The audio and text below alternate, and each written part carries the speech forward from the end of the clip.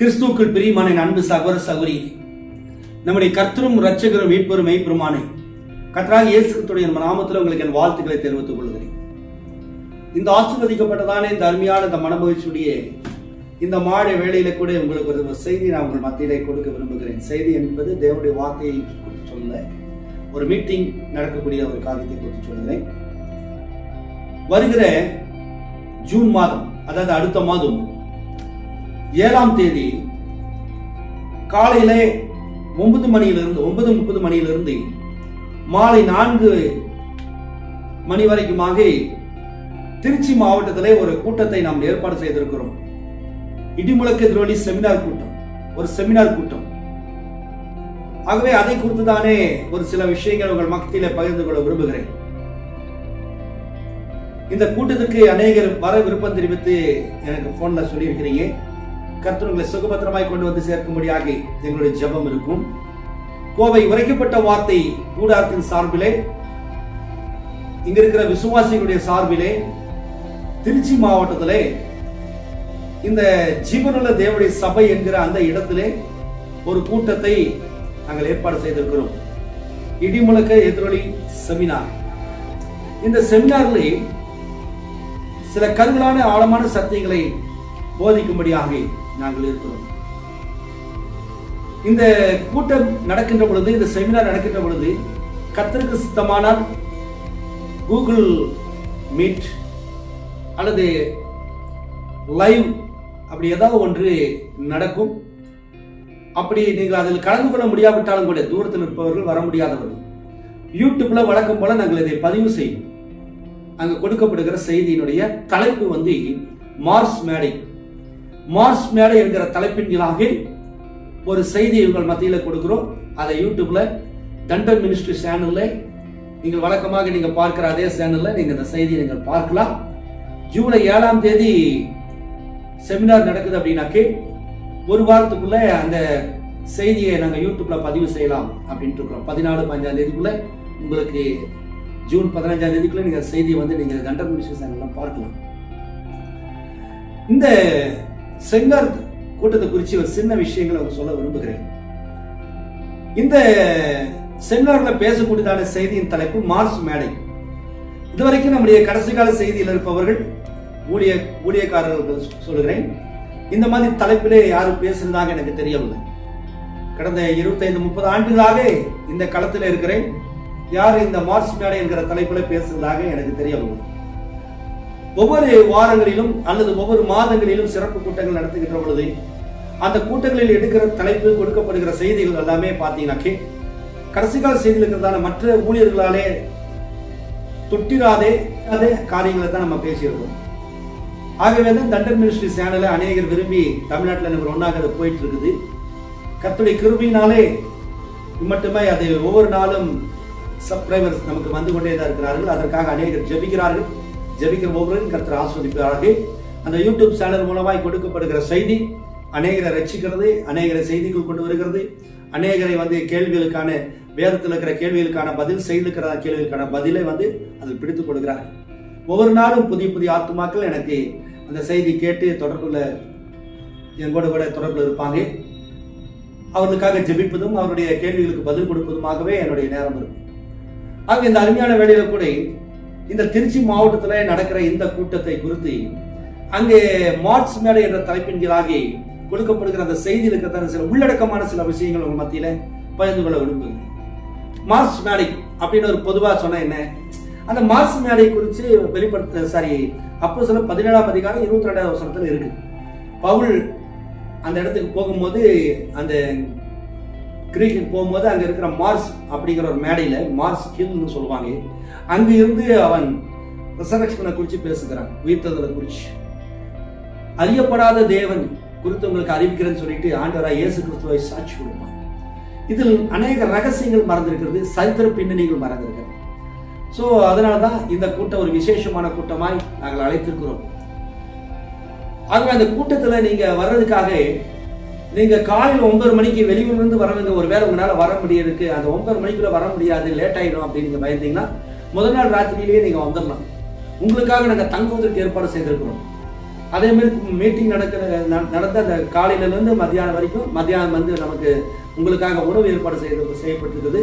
நீங்கள் சாப்பிட்டு மறுபடியும் மத்தியானம் நம்ம 4 மணி வரைக்குமாக செகண்ட் செஷன் பார்க்கலாம். ஆகவே நீங்கள் வெளியூர்லேருந்து வந்தீங்கன்னாக்கு நீங்கள் தங்கி குளிச்சு துணி மாற்றி கூட்டங்களுக்கு கலந்து கொள்வதற்கு உங்களுக்கு வசதிகள் இருக்குது. ஆகவே நேரத்திலேயே நம்ம போயிடலாம் அப்படின்னு ஒரு வேலை முடியல அப்படின்னு நீங்கள் நினச்சிங்கனாக்க முதல் நாள் ராத்திரியிலேயே வந்துடுங்க. பக்கமாக இருக்கிறவங்க நீங்கள் காலையில் கூட வரலாம். ஆகவே நீங்கள் வந்து ரொம்ப சந்தோஷமாய் அந்த கூட்டத்தில் கலந்து கொண்டு அந்த கூட்டத்தில் கொடுக்கப்படுகிற செய்தியை சந்தோஷமாக ஏற்றுக்கொண்டு தேவனுடைய வார்த்தையை நீங்கள் பெற்றுக்கொண்டு தேவனுடைய ஆசீர்வாதத்தோடு கடந்து செல்லும்படியாக கர்த்தராகிய இயேசு கிறிஸ்து நாமத்தில் உங்களுக்கு நான் அழைப்பை கொடுக்கிறேன். ஆகவே ஏற்கனவே அநேகருக்கு நான் இந்த செல்ஃபோனில் வாட்ஸ்அப்பில் அனுப்பியிருக்கிறேன், நேரடியாக ஃபோனில் நான் சொல்லியிருக்கிறேன். ஆகவே அழைப்புக்கு இணங்கி ஊழியக்காரர்களும் விசுவாசிகளும் கர்த்தர் இந்த சின்ன கூட்டத்தில் கலந்து கொண்டு தேவனுடைய ஆசீர்வாதத்தை பெற்றுக்கொள்ளும்படியாக கர்த்தராகிய இயேசு கிறிஸ்து நாமத்திலே உங்களை நான் வரவேற்கிறேன். கர்த்தர் உங்களை ஆசீர்வதிப்பாராக. அந்த மார்ச் மேடை அப்படிங்கிற அந்த தலைப்பின் கீழாக அது என்னெல்லாம் அங்கே நீங்கள் பேசுவீங்க அப்படின்னு ஒரு சிலர் கேட்டாங்க. அது என்னெல்லாம் பேசுவீங்க? அடுத்ததாக அந்த ஜீவனுள்ள தேவனுடைய சபை அப்படின்னு இருக்குது, அது யாருடைய சபை, எந்த பாஸ்டருடைய சபை அப்படின்னு கேட்டாங்க. ஒன்று, அந்த சபையை நடத்துகிற சகோதரன் ராபின்சன், திருச்சியில் இருக்கிறதான சகோதரர் ராபின்சன் என்பவர் நீண்ட கால நண்பர். ஆனா அவரை நாம் விசுவாசிக்கிற அந்த உபதேசத்தில் அவர் கிடையாது. அவருடைய உபதேசம் வேற. ஆனால் அந்த கூட்டம் நடத்துவதற்கு நமக்கு அந்த இடத்தை தந்திருக்கிறார். வெளியே நாங்க ஹோட்டல்ல நாங்க பார்க்கின்ற பொழுது வழக்கமாக நம்ம ஒவ்வொரு ஊர்களுக்கு போய் நம்ம கூட்டங்கள் நடத்தும் போது ஹோட்டல்ல தான் போடுவோம், கான்பரன்ஸ் ஹால், மீட்டிங் ஹாலுக்கு தான் போடுவோம். ஆகவே இவர் பேசிக் கொண்டிருக்கும் போது இவர் அங்க ஹோட்டல் எல்லாம் போட்ட பல மற்ற கூட்டங்களும் நடக்கும் இல்லையா, அதனால நான் உங்களுக்கு இந்த இடத்த தரேன் அப்படின்னு, இந்த இடத்த திறந்து கொடுக்குறேன் அப்படின்னா. உபதேசங்கள் மாறுபட்டு இருந்தாலும் கூட நட்பு ரீதியாக சகோதர சிநேகத்தோடு கூட அன்பான சகோதரர்களுக்கு அந்த இடத்தை தந்திருக்கிறார். ஆகவே அந்த இடத்தை பயன்படுத்திக் கொள்ளத்தக்கதாக அந்த இடத்துல நம்ம கூட்டம் போடுவதாக சொல்லி நாங்கள் தீர்மானம் எடுத்து அதை நாங்கள் முகவரியாக போட்டு அநேகருக்கு அனுப்பி வைத்திருவோம். ஆகவே சகோதரர் ராபின்சன்ஸ் அவருக்கு கர்த்தராகிய இயேசு கிறிஸ்து நாமத்திலே அவருக்கும் அந்த சபையாருக்கும் எங்களுடைய நன்றியை தெரிவித்துக் கொள்கிறோம். மாத்திரமல்ல, அந்த சபையில் இருக்கிற சகோதர சபையில் கூட அந்த கூட்டத்துக்கு கலந்து கொள்வதற்கு ஒரு சிலர் வரதாக இருக்கிறாங்க. உபதேசங்கள் கருத்து வேறுபாடுகள் இருந்தாலும் கூட சரி, ராஜா பிரதர் என்னதான் சொல்ல போறார், என்னதான் அந்த செய்தியில் ஏதாவது புதிதாக ஏதாவது கொண்டு வருவாரா பார்க்கலாம் என்று அவர்கள் அதற்காக ஒரு சிலர் வராங்க. மாத்திரமல்ல, திருச்சியில் பகுதியில் இருக்கிறதான சில கடைசி கால செய்தி விசுவாசிகளும் ஊழியக்காரர்களும் கூட அதில் கலந்து கொள்ள இருக்கிறார்கள். கர்த்தர் அந்த நாளிலே மழையோ மின்சாரத்துடைய அது இல்லாதபடிக்கு கர்த்தர் அருமையாய் நடத்தி செல்லும்படியாக நீங்கள் ஜெபித்துக் கொள்ளுங்கள். அப்போ ஒரு சிலர் கேட்டாங்க, இந்த செய்தி மார்ச் மேடைங்கிற தலைப்புல என்னென்ன விஷயங்களா வரும் அப்படின்ட்டு. ஒரு சில 15 குறிப்புகள் உங்களுக்கு கொடுக்குறேன். அந்த 15 குறிப்புகள் உங்களுக்கு ரொம்ப பிரயோஜனம் உள்ளதா இருக்கும். ரொம்ப தூரத்துல இருந்து தெரிஞ்சுக்க நீங்க வர முடியாதவங்க, மீட்டிங் வர முடியாதவங்க நீங்க ஒரு அடட நம்ம போய் கேட்க முடியலையே அப்படின்னு நினைக்க வேண்டாம். யூடியூப்ல அந்த பதிவு வந்துடும். நேரடியாக கேட்பவர்கள் இன்னும் அந்த பிரசன்னத்தை, தேவனுடைய பிரசன்னத்தை நீங்க உணர முடியும். ஆகவே பக்கத்தில் இருக்கிறவங்க, லோக்கல் இருக்கிறவங்க, பக்கத்து ஊருக்காரங்க, பக்கத்து மாவட்டக்காரங்க எல்லாம் தேவ பிரசன்னத்தை உணரும்படியாக நீங்கள் கலந்து கொள்ளுங்க. அதுல ஒண்ணு, முதல் காரியம், பழைய ஏற்பாட்டுக்கும் புதிய ஏற்பாட்டுக்கும் தேவன் ஒரு 400 வருடங்கள் அமைதியா இருந்துட்டார். பழைய ஏற்பாடு மல்கியா தீர்க்கதரிசிக்கு பிறகு 400 வருடங்களாக தேவன் யூதர்களுக்கு ஒரு தீர்க்கதரிசி அனுப்பவே இல்லை. சைலண்ட் இயர், அமைதியின் வருஷம் சொல்லுங்க. சைலண்ட் இயர்ஸ், 400 இயர்ஸ் தேவனா விட்டுட்டார். அதுக்கு பிறகு மல்கியா தீர்க்கதரிசிக்கு பிறகு 400 ஆண்டுகள் கழித்துதான் யோவான் ஸ்நானகன் காட்சியில் வருகிறார். அப்போ மல்கியா தீர்க்கதரிசிக்கும் யோவான் ஸ்நானகனுக்கு இடையில 400 ஆண்டுகள் தேவன் அமைதி காட்ட ஆண்டுகள் அல்லது அமைதியான வருஷங்கள். யூதர்கள் அப்பொழுது எந்த நிலைமையிலே மாறினார்கள், என்னெல்லாம் அங்க நடந்துச்சு என்பது ஒரு சரித்திர சம்பவம். இந்த சம்பவத்தை வச்சா நம்ம இந்த ராப்சர், ரிசரக்ஷன் இதுக்குள்ள நிறைய விஷயங்களுக்குள்ள போலாம். சோ தீர்க்கதரிசி இதை குறித்து சில காரியங்களை குறிப்பிட்டு இருக்கிறார். பிரசவ வேதனை என்கிற செய்தியிலையும் மேம்பட்ட அடையாளம் என்ற செய்தியிலையும் சில பாயிண்ட்ஸ் கொடுத்துக்கிறார். அதோடைய முழு வடிவம், அந்த முழு சரித்திரத்தை அவர் சொல்லல, இதை அவர் டச் பண்ணி இருக்கிறார். பிரசவ வேதனை அந்த ஒரு செய்தியிலையும், அதே மாதிரி மேம்பட்ட அடையாளம் அப்படிங்கிற சூப்பர் சைன் அப்படிங்கிறத, பர்த் பெயின் சூப்பர் சைன், இந்த 2 செய்தியிலுமே ப்ராப்பர் பேசியிருக்கிறார், டச் பண்ணியிருக்கிறார். அதை நம்ம விளக்கி அது சரித்திரபூர்வமாக அந்த 400 ஆண்டுகள் ஏன் அங்க கேப் விழுந்துச்சு, ஏன் தேவன் அவங்களை கண்டுக்காம விட்டார், அந்த 400 ஆண்டுகள்ல ப்ராப்பர்ட்டி இல்லாத போது அந்த யூதர்களுடைய நிலைமை என்னாச்சு அப்படிங்கிறது பார்க்க போகுது. அடுத்தபடியாக அப்போஸ்தலர் 17ஆம் அதிகாரம் 22வது வசனத்துல மார்ஸ் மேடையை பற்றி சொல்லப்பட்டிருக்கு. அப்ப இந்த மார்ஸ் மேடை அதுக்கும் இதுக்கு ஏதோ லிங்க் இருக்குதா அப்படிங்கிறது நம்ம பார்க்க போதும். மார்ஸ் மேடையில பவுல் முழங்கினான். இந்த மார்ஸ் மேடையில் ஒரு வசனம் எழுதியிருக்கும், அறியப்படாத தேவனுக்குன்னு. நீங்கள் இந்த பிரசங்கப்படுத்தல எழுதியிருக்கிற இந்த அறியப்படாத தேவன், இந்த வெளிப்படுத்தல் எழுதியிருக்கிறீங்க இல்லையா, அறியப்படாத அன்நோன் காட், அவரைத்தான் உங்களுக்கு அறிவிக்கிறேன்னு சொல்லி பேசுவார். ரொம்ப இன்ட்ரெஸ்டிங்கான சப்ஜெக்ட் அது. அதை மார்ஸ் மேடையை பற்றி நம்ம பேசப்படுது. அதோட கூட அதுல தொடர்ந்து வரக்கூடிய விஷயங்கள், அரை மணி நேரம் அமைதல். வெளிப்படுத்தல் விசேஷம் 8ஆம் அதிகாரம் 1வது வசனத்தில் சொல்லப்பட்டதானே அரை மணி நேரம் அமைதல். இந்த அரை மணி நேரம் அமைதல் என்ன நடக்குது, அவருடைய வருகை அப்படின்னு ப்ராபர்ட் சொல்றாரு. முத்திரைகளை உடைக்கிற சமயத்துல இது இருக்குது அப்படின்றாரு. வெளிப்படுத்தக்கூடிய நேரத்துல இது நம்ம கடைசி கால செய்தி இருக்கிற எல்லாருக்குமே இது தெரிந்த விஷயம். ஒரு சிலர் அரை மணி நேரம் அமைதல் இப்படியாக அப்படியாக ஒவ்வொருத்தரும் ஒவ்வொரு விதமா சொல்றாங்க. அப்படின்னா இந்த அரை மணி நேரம் அமைதல்ங்கிறது என்ன அப்படிங்கிறது நம்ம 2வது பாயிண்டாக நம்ம பார்க்க போதும். இந்த அரை மணி நேரம் அமைதியும் ஏற்கனவே முதல்ல என்ன சொன்ன பாத்தீங்களா 400 ஆண்டுகள் அமைதி, இந்த ரெண்டையும் இணைச்சிடக்கூடாது. அது சப்ஜெக்ட் வேற, இது வேற. முதல்ல சொல்லப்பட்டதான 400 ஆண்டுகள் அமைதி அது வேற, அது தலைப்புக்காக நம்ம சொல்கிறோம். அந்த இடத்துல தேவன் அமைதியா இருந்தார். யூதர்கள் அவர் கண்டுகொள்ளல, ப்ராபர்ட்ஸ் யாரும் அனுப்பல. ஆனா இந்த அரை மணி நேரம் அமைதி அப்படிங்கிறது இது வெளிப்படுத்தும் விஷயத்துல வர விஷயம், இது வேற. ரெண்டையும் கனெக்ஷன் பண்ணிக்காதீங்க. அடுத்தபடியாக 4வது காரியமாக மணவாட்டி எப்படி மணவாட்டியோட உயிர்த்தெழுதல் எப்படி இருக்கும், மணவாட்டி உயிர்த்தெழுதல் நடந்தாச்சா இல்லையா அப்படிங்கிறது ஒரு விவாத பொருள். நம்முடைய கடைசி கால செய்தியில அநேகர் இந்த செய்தியை விட்டு கடந்து மணவாட்டி உயிர்த்தெழுந்துட்டா அப்படிங்கிற கான்செப்ட்ல போயிட்டாங்க. அநேகர் ராபோஜனம் கொடுக்கறதுல, திருவிருந்து அதாவது ராபோஜனம் கொடுக்கறதுல, கால்களை கழுவுறதுல, சபை கொடுத்தல் நமக்கு முக்கியம் இல்லை, ஆகவே பெரிய ஜபம் எல்லாம் கூட நமக்கு அவ்வளவு அவசியம் இல்லை அப்படின்னு சில பிரசங்கங்கள் எல்லாம் போயிட்டு தான் இருக்கு. அப்போ இந்த நேரத்தில் நம்ம ஒரு கேள்வி வைக்கிறோம், மணவாட்டி உயிர்த்ததுல எப்படி இருக்கும் அப்படின்னு. நடந்திருந்தா அது எப்படி இருந்திருக்கணும், அல்லது நடக்குதுனாக்கா அது எப்படி இருக்கும் அப்படிங்கிறது அந்த பிரசங்கத்தில் உங்களுக்கு பதில் கிடைக்கும். அடுத்தபடியாக சரீர உயிர்த்தெழுதல், 5வது பாயிண்ட், சரீர உயிர்த்தெழுதல் என்பது என்ன? இப்போ ஒரு சிலர் சொல்றாங்க சரீரமெல்லாம் உயிர்த்தெழாது இருக்குங்க, அது மண்ணுக்குள்ள போயிட்டு அது அழிஞ்சிடும், அவ்வளவுதான். பாவப்பட்ட சரீரம் மண்ணிலிருந்து எடுக்கப்பட்டது அப்படின்னா அது சரீரம் மண்ணுக்கு போயிடும், அதெல்லாம் ரிசரக்ஷன் எல்லாம் ஆகாது. ஆத்துமா தான் ரிசரக்ஷன் ஆகும், சோல் தான் ஆகும் அப்படின்றாங்க. ஒரு சிலர் சொல்றாங்க சரீரமே என்ன செய்ய ரிசரக்ஷன் ஆகும் அப்படின்றாங்க. இதை குறித்து செய்தியும் வேதம் என்ன சொல்லுது அப்படிங்கிறது நம்ம கூடுதல பார்ப்போம். அதுக்கு அடுத்தபடியாக 6வது பாயிண்ட், மணவாட்டி எடுத்துக்கொள்ளப்படுதல் எப்படி நடக்கும்? ஒரு சிலர் சொல்றாங்க மணவாட்டி எடுத்துக்கொள்ளப்படுதல் நடந்தாச்சு, நீங்க நினைக்கிற மாதிரி அப்படியே நம்ம பறந்து போவோம் நினைக்காதீங்க. புவியீர்ப்பு சக்தி மணவாட்டி விட்டுரும், அப்படியே பறந்து நம்ம மேல போவோம், மண்ணுக்குள்ள கல்லறைகள்லாம் திறக்கப்படும், அநேகர் எந்திரிப்பாங்க அப்படியெல்லாம் நினைக்காதீங்க. நம்ம ஆல்ரெடி என்ன செஞ்ச ராப்சர்ல தான் இருக்கும். 1963 பிறகு நம்ம ராப்சர்ல மாறிட்டோம். அது ஒரு டிஸ்பென்சேஷன், ஒரு யுகம். அதை நீங்க அப்படியே எழுத்தின் பிரகாரமா எடுக்கக்கூடாது அப்படின்னு ஒரு சிலர் சொல்றாங்க. ஒரு சிலர் என்ன சொல்றாங்க, ராப்சருக்காக நான் காத்து கொண்டிருக்கிறோம், நிச்சயமாகவே ராப்சர் நடக்கும், எடுத்துக்கொள்ளப்படுறது நடக்கும் அப்படிங்கிறது சொல்றாங்க.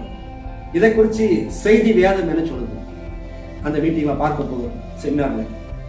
அதுக்கடுத்தபடியாக 7வது சபை காலம் முடிந்து விட்டுதான். 7 சபை காலங்கள், எபேசு சபையிலிருந்து லவோதிகேயா வரைக்குமாக 7 சபை காலங்கள். இந்த 7 சபை காலங்கள்ல நம்ம ஜீவித்துட்டு இருக்கிறோம். இது முடிஞ்சிருச்சா இல்லையா அப்படின்னாக்க ஒரு சிலர் சொல்றாங்க 1963 தீர்க்கதரிசி 7 சீல் கொடுக்கும் போது சர்ச் ஏஜ் இஸ் ஓவர், முடிஞ்சிருச்சு அப்படின்றாங்க. ஒரு சிலர் சொல்றாங்க இல்ல, ஏன்னா தீர்க்கதரிசி அப்ப என்ன சொன்னாரு, சபைகாலம் முடியலன்னு சொன்னாரு. ஆகவே 1977 தான் முடிஞ்சது.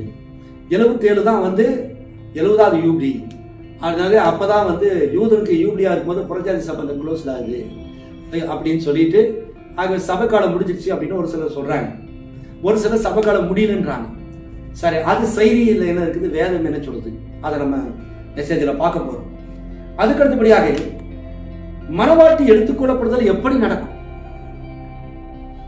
ஒருத்தர் மணவாட்டி ரேப்சர்ங்கிறதே கிடையாதுன்றாங்க. ஆனா ரேப்சர் இருக்குதுங்கிறவங்களுக்கு நம்ம கொடுக்கிற பதில், விசுவாசிக்கிறவங்களுக்கு அந்த ரேப்சர் எப்படி நடக்கும் அப்படிங்கிறது ஒரு ரகசியம், சீக்ரெட், ஒரு மிஸ்ட்ரி. அதை குறித்து நம்ம பேச போகிறோம். அதுக்கடுத்தபடியாக 8வது பாயிண்ட், சபைக்காலம் 1962 முடிந்ததா, 1977 முடிந்ததா, இன்னும் சபைக்காலம் முடியவில்லையா? அப்போ இதை ஏற்கனவே நான் உங்களுக்கு சொல்லிட்டேன். ஒரு சிலர் 63 முடிச்சுட்டாங்க, ஒரு சிலர் 77 தான் முடிஞ்சுட்டாங்க, ஒரு சிலர் முடியவே இல்லைன்றாங்க. முடிஞ்சிச்சா இல்லையா நம்ம செமினார் கூட்டத்தில் பார்க்கணும்.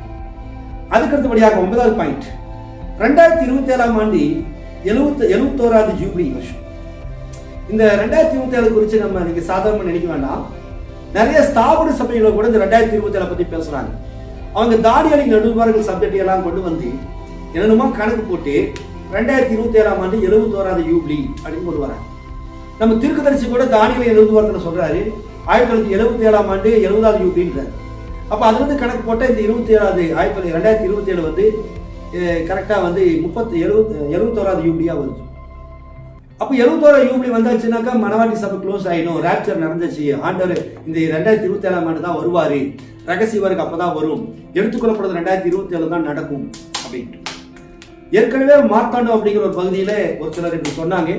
ஒரு சிலர் 2023 நடக்கிற ஒரு சகோதரர் சொன்னாரு, அங்க விவாதங்கள் நடந்துச்சு, 2023 ஆண்டு முடிஞ்சு போச்சு, ராப்சர் போகல, அந்த சகோதரர் இன்னும் ஒரு சொல்லி தான் இருக்கிறாரு. அவரு நம்ம கூட்டத்துக்கு கூட வந்துட்டு போயிட்டு தான் இருக்காரு.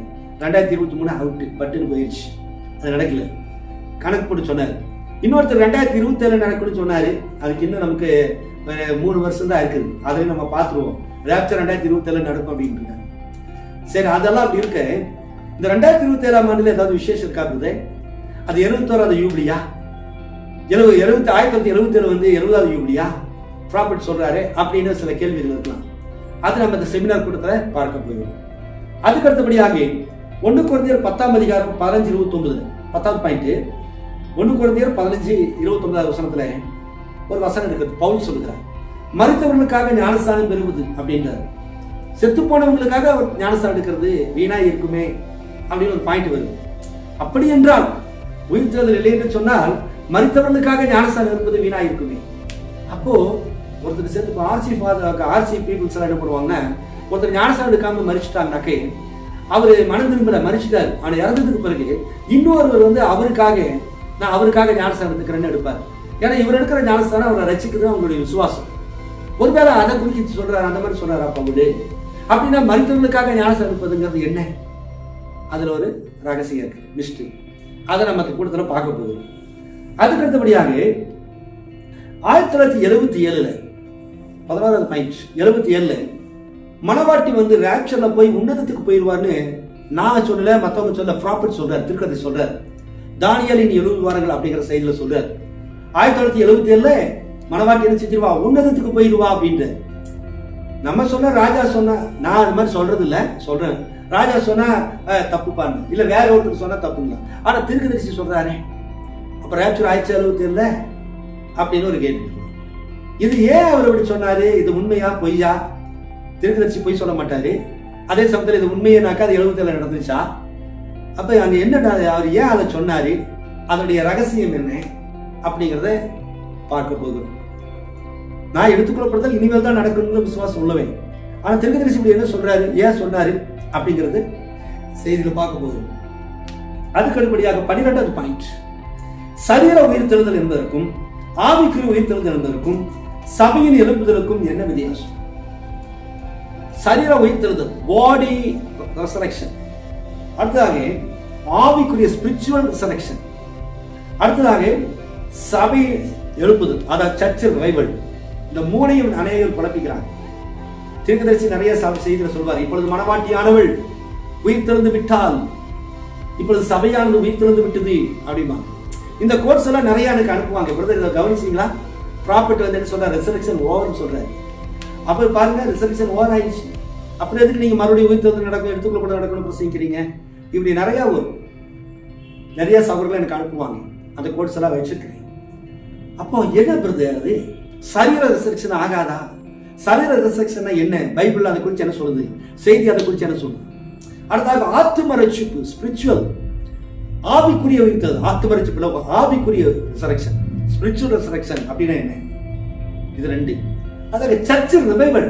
இந்த சர்ச் ரிவைவல் எழுப்புதலையும் உயிர்த்தெழுதலையும் நிறைய பேர் ஒன்னாக்கிக்குவாங்க.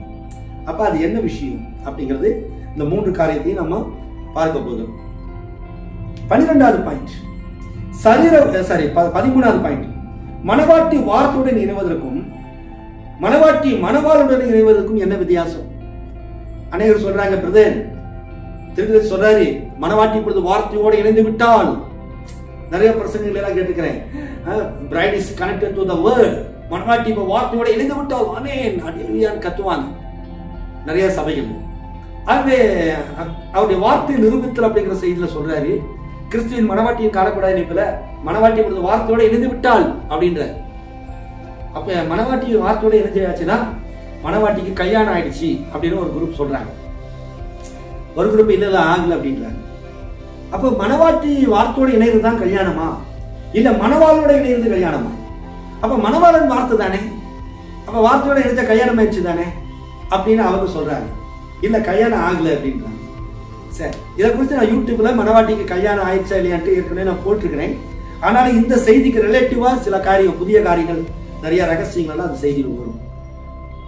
சரி, அடுத்ததாக 14வது பாயிண்ட், அரை மணி நேரம் அமைதல் முடிந்து விட்டதா, அது இனிமேல் தானா? அது நம்ம ஏற்கனவே நான் சொல்லிட்டேன். அரை மணி நேரம் அமைதல் முத்திரை ஆண்டவர் தீர்க்கதரிசி மூலமா முத்திரை உடைச்சு கொடுத்தாரு, முத்திரை பெற்றுக்கொண்டோம், அரை மணி நேரம் அமைதல் க்ளோஸ்டு அப்படின்றாங்க. ஒரு சிலர் அப்படியெல்லாம் இல்லை பிரதர், அரை மணி நேரம் அமைதல் முடிஞ்சிருந்தாக்க நம்ம மத்திய ஆகாயத்துக்கு போயிருப்போம், ரேப்சருக்கு போயிருப்போம் அப்படின்றாங்க. ஒரு சிலர் அப்படியெல்லாம் போக மாட்டேன், இங்க இருக்கிறதாயா இதாயா ரேப்சர், நீ எல்லாம் எதிர்பார்த்து இருக்காது அப்படின்றாங்க. ஸோ அரை மணி நேரம் அமைதல்னா என்ன, அது எங்க ஃபுல்ஃபில் ஆச்சு, எங்க ஃபுல்ஃபில் ஆகல அப்படிங்கிறது செய்தியில பார்க்க போகிறோம். ஸோ கிறிஸ்துவுக்கு அன்பான சகோதர சகோதரிகளே, இந்த மாதிரியான செய்திகள் எல்லாம் உங்களுக்கு கிடைக்கிறது ரொம்ப ரேர். எத்தனையோ நீங்க செய்திகளை எல்லாம் கேட்டிருக்கலாம், ஆனா நீங்க தண்டர் மினிஸ்ட்ரி யூடியூப் சேனல்ல கேட்கிற அத்தனை செய்திகளும் உங்களுக்கு வித்தியாசமானது. கடந்த வாரத்துக்கு முதல் வாரத்திலே ஒரு அறிவிப்பு உங்களுக்கு கொடுத்திருந்தேன். எங்களுடைய சபையிலே யோபு 41ஆம் அதிகாரத்தில் காணப்படுகிற பிகமெட் அப்படிங்கிற ஒரு மிருகத்தை குறித்தும், யோபு புத்தகத்தில் காணப்படுகிற லிவியாதான் என்கிற மிருகத்தை குறித்தும் காலத்தின் செய்தியோடு கூட இணைத்து, இந்த பிகோமெத் என்பது என்ன, அந்த மிருகம் எதை குறிக்கிறது, அப்படி ஒரு மிருகம் இருந்ததுதான். லிவியாதான் என்பது என்ன, அப்படி ஒரு மிருகம் இருந்தது, அது எதை குறிக்கிறது என்பதை குறித்து பிரசங்கித்தேன். யாருக்குரிய 3 மணி நேரம் செய்தி. அதை நான் எடிட் பண்றதுக்கு ரொம்ப லேட் ஆகும். அதுக்கடுத்தபடியாக யூதாஸ் குறித்து சொல்லும் போது, அவன் 4வது கல்வாரியிலே கொல்கத்தாவிலே 4 சிலுவைகள் இருந்தது. எல்லாம் நினைச்சிட்டு இருக்கிறீங்க 3 சிலுவை தான்ட்டு, ஆனா 4 சிலுவை இருந்துச்சு. அந்த 4வது சிலுவையில யூதாஸ் தூங்கி கொண்டிருந்தான் அப்படிங்கிற. இது ஒரு வித்தியாசமான ஒரு பார்வை. இதை குறித்தும் கடந்த வாரத்தை ஞாயிற்றுக்கிழமையில ஒரு செய்தி முதல் வாரத்தில் எடுத்து அதுவும் யூடியூப்ல எடிட் பண்ணிட்டு இருக்கோம். நிறைய செய்திகள் உங்களுக்கு தலைப்பு கொடுப்பேன், அதை யூடியூப்ல பதிவு பண்ணாம. காரணம் என்னன்னாக்கே, என்னோட ஊழிய அங்கிங்க நிறைய ஊழியத்துக்கு போயிட்டு வரேன், நான் நேரம் நமக்கு கிடைக்கிறது இல்லை. ஒரு மெசேஜ் எடிட் பண்ணோம்னாக்கா குறைஞ்சது 3 நாள் வேணும். மெசேஜ் பேசி முடிச்சோன்னா அது அப்படியே ராவா போட முடியாது. டைட்டில் அடிக்கணும், சாங்ஸ் அடிக்கணும், லைட்டிங் கொடுக்கணும், ஃப்ரேம் கரெக்ட் பண்ணணும், நிறைய விஷயங்கள் இருக்குது அதில். அதையெல்லாம் கொடுத்து தான் அதை நாங்கள் என்ன செய்வோம், சில இடங்களில் வசனங்கள் போடுவோம், சில இடங்களில் படங்களை காட்டுவோம், இதெல்லாம் எடிட்டிங்கில் பண்ணுவோம். அதை சில நேரங்களில் பார்த்தீங்கன்னா இங்கே கரண்ட் கட் ஆகிடும். அந்த கரண்ட் கட்டானது யூடியூப்பில் அந்த வீடியோவில் கருப்பாக அதை எடிட் பண்ணிடுவோம். இல்லைனாக்கா பார்க்குறவங்களுக்கு அது போர் அடிச்சு. சில நேரங்களில் வசனங்கள் தப்பாக படிச்சுருவாங்க, அதை நாங்கள் கட் பண்ணிடுவோம்.